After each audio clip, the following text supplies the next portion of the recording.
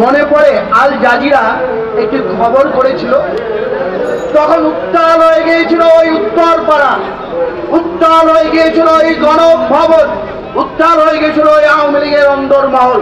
তারা বলেছে ওটা আরব বিশ্বের, ওটা একটি চক্রান্ত, কিন্তু ধর্মের কল বাতাসে নড়ে।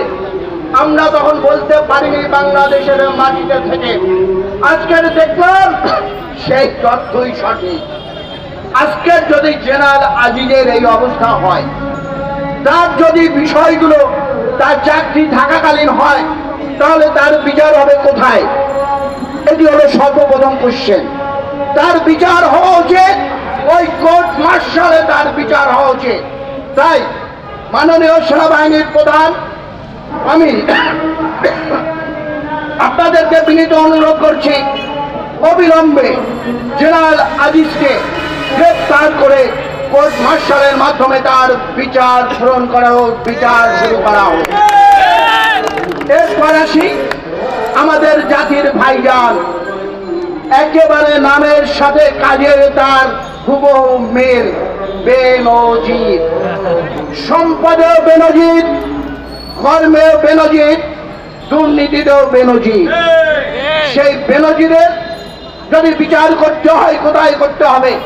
আজকে সে শুধু আপনাদের না, যে ট্রাফিক পুলিশ রোদের মধ্যে দাঁড়িয়ে আমার শহরকে সচল করেন, যে পুলিশ বাহিনী আজও সৎভাবে জীবনযাপন করে আমার দেশের জনগণকে আপনি সুষ্ঠু নিরাপত্তা দেওয়ার চেষ্টা করেন, সেই সকল পুলিশ বাহিনীর কলঙ্ক হলো ওই বেনজির। আজকে দেখবেন এদের কিন্তু কোনো দোষ নেই। তাদেরকে যারা করেছেন এই অবস্থায় নিয়ে এসছেন, তাদের কি বিচার আমরা চাইবো না? এবং সবশেষে একটি কথাই বলবো আমি, যে আজকে যদি আপনি কলা চুরি করে বেচেন, আপনার শাস্তি কিন্তু এক ধারায়। যদি আপনি মাদক নিয়ে এসে বিক্রি করেন, তার শাস্তি কিন্তু অনেক হায়ার লেভেলে।